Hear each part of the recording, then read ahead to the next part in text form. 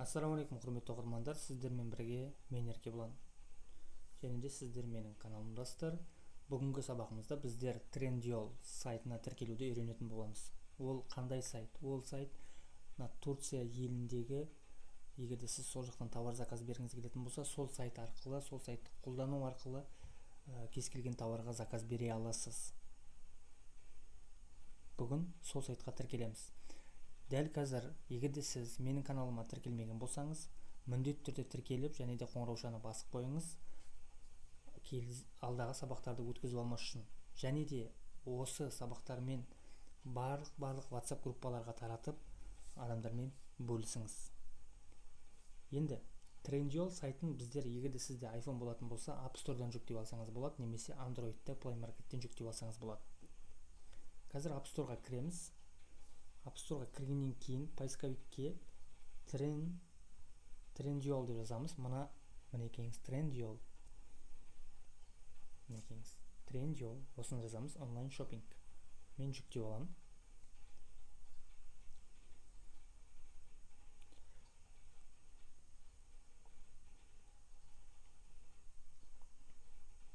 Бұрынғы алдағы уақыттарда адамдардың көбісі сол Турциядан бір штук товар болса да заказ беру мәселесі бойынша қиналатын еді. Қазір ондай проблем жоқ. Осы сайт арқылы кез келген бір штук товарды заказ бере аласыз. Енді мен Open деп кірем.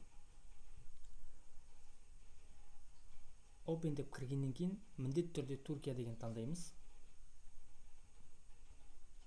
Түркияды таңдаймыз. Мына жерде сіз ер адамсыз ба, әйел адамсыз ба деп сұрап тұр. Мен еркек деп таңдайын. Evet. Осы батырманы басамыз. Рұқсат етеміз, разрешить. Дәл осы бастапқы бетке кіреміз. Мына жерде еркек деп таңдап қойғанымен, әйелдің киімдерін қарағыңыз келетін болса, онда әйел деп өзгертсеңіз болады.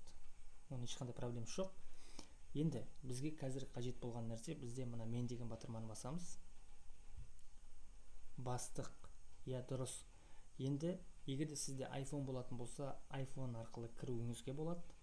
Facebook арқылы, Google аккаунт арқылы. Енді мен жаңа Google-мен кіріп көргім келген, бірақ проблема шығып тұр. Google аккаунтпен что-то мен кіре алмай тұрмын. Сізде Android болатын болса, Androidпен Google аккаунтыңызбен кіріп көріңіз.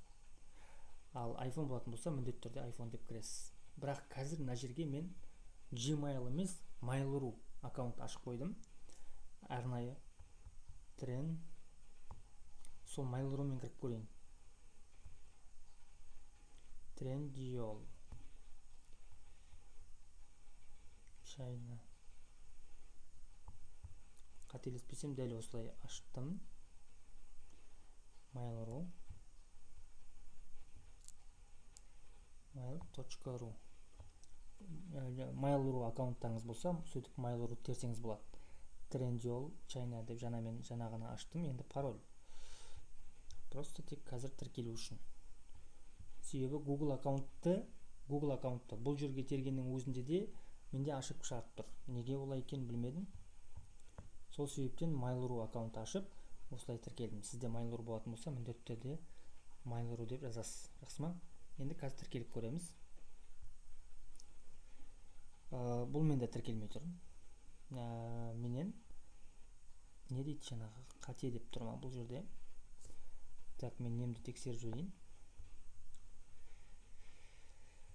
Бұл жерде Trendyol China. Дұрыс қой.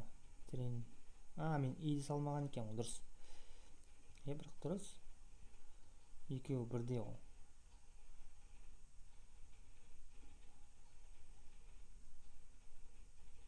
Mail.ru. Пароль дұрыс. Бұл жерде бізде қазір көресіз. Дәл қазір сондай қателік шығарып тұр ма, мен білмедім, бірақ қазір мен тіркеле алмай отырмын. Ваш адрес электронной почты или пароль неверный дейді. Не. Бізде бұл электронный почтамен тіркеле алмай тұрық.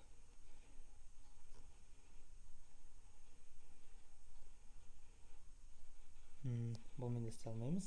Жақсы, мен қазір iPhone арқылы кіру деген батырманы басам. Сіздер дәл осылай Mail.ru мен және де Google аккаунт арқылы кіріп көресіз.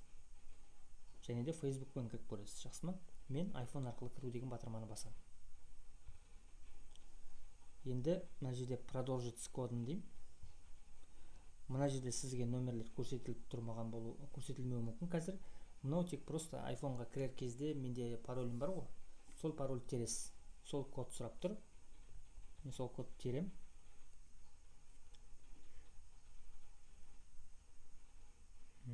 Еркебұлан кірді деп тұр. Жақсы, бұлармен артынан танысамыз. Мінекеңіз, дәл осылай тіркелесіз. Болды. Кезекті сабақтарда басқа да қызметтерін үйренетін боламыз, барлығын. Қалай заказ беру, қалай адрес енгізу, қалай товар таңдау, соның бәрін қалай сөйлесу керек, кезекті сабақтарда көретін боласыздар. Көп рахмет. Ассаламу алейкум, сау болыңыздар.